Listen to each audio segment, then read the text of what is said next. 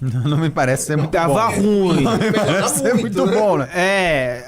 Sim. A melhor parte da cidade tava ruim. A melhor parte... Sabe, eu não sei se essas pessoas conhecem alguma coisa muito fora daquilo, cara. Porque eu tô realmente assustado com a situação do Maranhão inteiro. Sim. E eu não sei o que o Bright pode ter feito para as pessoas gostarem dele, porque a cidade realmente estava uma porcaria.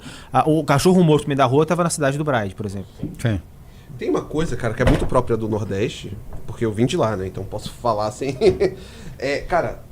Lá no Nordeste tem uma coisa que sempre acontece. Quando qualquer pessoa vai fazer qualquer crítica a alguma prefeitura, já tem que fazer meio que um disclaimer. Um influencer vai fazer. Ele tem que fazer um puta disclaimer dizendo que não é assim. Não estou criticando a gestão. Porque, por mais que ele esteja falando alguma coisa óbvia, olha, tem uma cratera na frente de uma escola infantil. Vai chegar metade da cidade em cima da pessoa falando, mas isso não é culpa do prefeito. Claro, mas por quê, gente? Tal. Vamos falar. A gente está falando aqui, por que isso acontece? Porque nós estamos falando de cidades aonde o capitalismo falhou e talvez falhará. Né? O que eu quero dizer? São cidades aonde a maior parte da elite econômica da cidade é ligada ao poder público. Ou seja, essas pessoas que estão lá defendendo fulano ou ciclano, ou elas são diretamente empregados da prefeitura, ou elas são parentes de alguém que é empregado da prefeitura, ou então elas recebem algum tipo de auxílio que elas identificam como a fonte do auxílio prefeito. Então, por que o cara é fã do prefeito? Por que o cara fica defendendo o prefeito em rede social? Porque a vida dele, financeira, depende do prefeito, porque não tem atividade econômica na cidade. Mas também tem um outro fator que é muito importante, que é a questão do patrimonialismo nessas cidades, que se dá da seguinte forma. Você tem uma mãe que é velha. Uhum, né? Sim. E a sua mãe precisa de ir para o hospital. E aí você sabe que se a sua mãe tem algum problema de saúde, ela precisa de quê? Passar pela regulação. Né? E você conhece alguém nesse município que trabalha na prefeitura que consegue passar a sua mãe na regulação para frente lá por algum motivo. Ou seja, se cria uma relação não vou dizer que é de vassalagem, mas existe essa relação de que essa gestão me ajudou com tal coisa. Claro. E essas pessoas vão criando esse tipo de afeto pela relação pública. E como as coisas são tão ruins, esses pequenos avanços a partir, obviamente, de uma influência, de um tráfico de influência, etc., é o que faz a diferença, inclusive afetiva. Não, e não só isso, né? Eu esqueci o nome do pensador, eu estava discutindo isso com o Luiz, eu esqueci o nome do pensador, se não me engano, um pesquisador suíço, se não me engano, que estudou a dinâmica da compra de voto no Brasil. E o que ele descobriu é que... Nossa, um pesquisador suíço? Não é só o político que quer comprar o voto. O cidadão brasileiro quer vender o voto. Claro. Com certeza. Ao vender o voto, que é isso que você está falando. O cara, por exemplo, toda cidadezinha de interior tem um candidato a vereador que é o fulano da ambulância. O fulano da ambulância sempre é um cara que tá ou é eleito ou é entre os mais votados. Sim. Por quê? Porque as pessoas entendem que ele ir lá e buscar a sua mãe doente com a ambulância é um favor que o cara tá fazendo, que o cara é dono daquele aparato público e ele então exerce um favor de buscar a sua mãe ou não sei quem que tá doente ou seu filho. Pode falar. Depois eu vou falar porque tem uma história muito boa do interior quando eu trabalhava na política lá da Bahia, mas pode falar. A gente passou numa cidade, se não me engano era Estreito o nome da cidade, e uma família que nos recebeu lá disse que o prefeito mapeou todas as famílias da região da cidade e aí pegava uma pessoa de cada família e 2, 3 meses antes da eleição fazia um contrato temporário. Né? Contratava a pessoa terceirizada via sei lá o quê. Meu Deus. Então a família inteira garantia o voto pro prefeito. E aí depois da eleição, tchau, contrato e um abraço. E aí nisso, não é que ele comprava o voto, mas o cara contratava todo mundo de uma região no bairro e garantia ali a eleição. Mas vamos falar, a gente tá falando de Nordeste, falamos com todos os problemas do Maranhão, mas vamos falar a real. Milton Leite, Zona Sul de São Paulo, tem um centro de atendimento que ele faz isso. Sim. É um prédio, né, de, acho que, se não me engano, 2 andares, onde ele vai lá e cataloga todo mundo, e vai alguém e fala assim, pô, seu Milton Leite, eu preciso de um botijão de gás. Ele, me dá seu nome aqui, blá, blá, blá, blá, e pum, toma um botijão de gás. Preciso de um colchão, preciso de uma vaga na creche. Então, é algo que, essa relação existe no Brasil inteiro. Sim. Lógico que no Nordeste é maior porque a dependência que as pessoas têm do poder público lá é muito maior. Bom, eu ia fazer uma piada aqui na Zona Sul, talvez não seja tão diferente do Nordeste, porque tem muito nordestino. Mas, Você é nordestino. O cara tá sendo xenofóbico, velho. É apropriação cultural. né? não, eu posso falar porque eu sou de lá. Então, mas uma coisa que tem, acho que eu contei essa história em algum lugar. Mas em 2012, nós ganhamos uma eleição na nossa cidade, eu tinha 16 anos, e foi uma eleição que éramos a chapa mais jovem da cidade. Foi uma eleição que ninguém esperava, porque o PT na cidade esperava eleger 2 vereadores, só que obviamente um era já eleito e o outro era o presidente do PT. E acabou que nós nos elegemos, né? E somos até hoje os mais jovens a ser eleitos ali. O vereador que foi eleito, obviamente. Né? E, à época, ficamos numa discussão, porque éramos muito ligados à questão de educação e tal, e queríamos, à época, a indicação para a Secretaria de Educação do município. A gente falou, a gente ganhou, a gente vai lutar agora para conseguir pegar a Secretaria de Educação do município. E, a gente foi para a primeira reunião, imagina, com 16 anos, participando dessas reuniões para poder discutir alguma coisa dessa lá. E aí a gente começou a discutir essas bobagens. Quando a gente estava na terceira reunião já que para poder discutir isso, um velhote já da cidade, assim, já tinha sido vereador durante 75 vezes, nos chamou e falou, olha, vocês querem um conselho? Não lutem pela Secretaria de Educação, vocês estão fazendo bobagem. Mas como não? A gente tem ideias para educação, isso, aquilo, outro. Falando, amigo, vocês querem garantir a reeleição de vocês? Chega na prefeita, diga que vocês estão abrindo mão de lutar pela Secretaria de Educação, que vão apoiar quem ela quiser indicar, o acordo que ela fizer, e vocês vão pedir 5 escolas do município. Vocês vão ter contato direto com mãe de aluno. Alguma mãe de aluno que não conseguiu matricular, vocês vão conseguir matricular. Alguma mãe de aluno que não tiver comida em casa, vocês vão dar comida pro filho dela na escola. Peguem 5 escolas no município e vocês vão ter voto pro resto da vida. É muito filha da puta. Cara, o cara chegou pra... Eu posso te falar? Foi o conselho que ele deu, tá sendo seguido até hoje. E a época a gente chegou e pra conversar, a gente falou assim, peraí, isso não é, sei lá, compra de voto na ponta, né? Que tá sendo feito e tal. Porque você não tem projeto, você não tem como tocar projeto nenhum. A verdade é essa.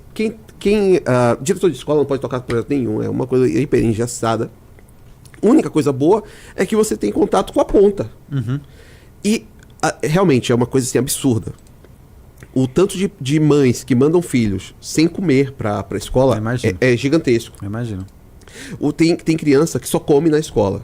Só come na escola. Então, qualquer coisa que você faz para essa... Você tá fidelizando o voto da mãe. Tinha alguns bairros da cidade que tem, por exemplo, um bairro muito pobre lá, que tem uma escola gigantesca, né? Quando fez Dia das Mães, você precisava fazer qualquer coisinha para as mães. Cara, assim, as mães só faltavam se derreter. Então, é uma política tão mesquinha. Sim. Que você não consegue lidar com nada de importante para...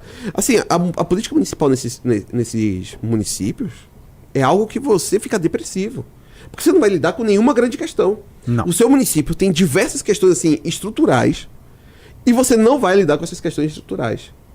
E se você quiser se reeleger, você vai ter que entrar exatamente nessa roda que você falou. Sim, até porque elas estão buscando o seguinte, se não for você, vai ser outra pessoa que vai entrar lá, vai fazer aquilo e acabou. E aí esse cara, no estudo dele, ele identificou que existe então essa contraparte, existe essa vontade da população de vender o voto e existe uma certa...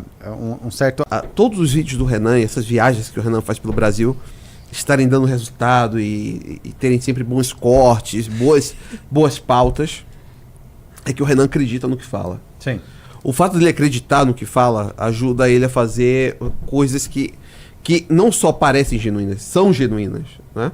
Então o Renan ficou tão irritado com o que viu no Maranhão e ficou tão indignado com aquilo que viu no Maranhão que, obviamente, quando ele vai falar sobre aquilo ali, você sente que é genuína a forma como ele fala. Que existe uma coisa no nosso DNA, eu sou um dos fundadores, né, do MBL, tava lá quando era tudo mato, 2014, uma salinha no centro, eu, Renan, Kim, Alexandre, enfim. E tem uma coisa meio politicamente suicida naquilo que a gente faz. Quando a gente fala que a gente é um movimento muito radical e ideológico, e mais ideológico que a direita que se diz ideológica, e mais radical que a direita que é colocada como direita radical, é isso. A gente está disposto a perder em nome daquilo que a gente acredita. Sim. A gente é tão convicto no que a gente faz que a gente está disposto a perder, né? Então, se você pensar, por exemplo, derrete MBL. Derrete MBL, Nossa. cara, era decisão difícil de Você ser sabe que foi tomada. a hora que eu entrei de vez no MBL, né? No Derrete? Foi. Porque eu fui expulso em 2000. Expulso não, foi afastado em 2018 pelo Siqueira, Uhum. na Bahia, porque eu fui contra o Bolsonaro e o Siqueira era bolsonarista.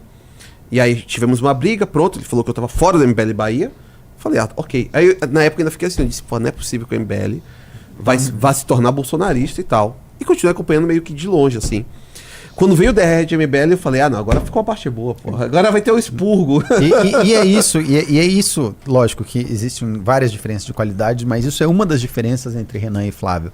Porque o Flávio, ele tá com aquela cabeça de quem tá jogando pra ganhar. Sim. Clássica, aquela cabeça clássica de quem está jogando para ganhar, né? Então, ele vai, por exemplo, ter que ir lá e apoiar o projeto de lei feminista no Senado, porque ele está fazendo um cálculo lá e fala, pô, preciso do voto feminino aqui. E não que a gente não esteja fazendo nos nossos cálculos, óbvio que a gente está, ele não é idiota, mas toda vez que existe uma divisão muito clara entre fazer o cálculo e falar o que a gente acredita, a gente vai falar, não.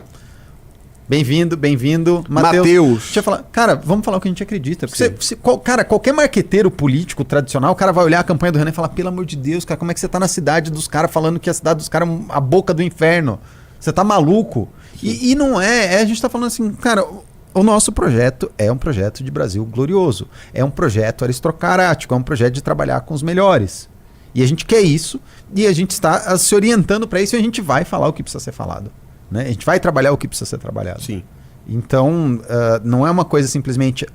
porque apesar das pessoas criticarem o MBL, falando, não, lá, eles estão lá pelo poder, É óbvio que a gente está pelo poder, é óbvio que é um projeto de poder, mas não é um projeto porque de pra poder... poder fazer qualquer coisa, você precisa ter poder em suas mãos. Exato. Você não vai fazer... Exato. Mas não é um projeto de poder pelo poder. Hoje eu posso dizer, por exemplo, o Flávio Bolsonaro está muito mais pelo poder do que o Renan Santos.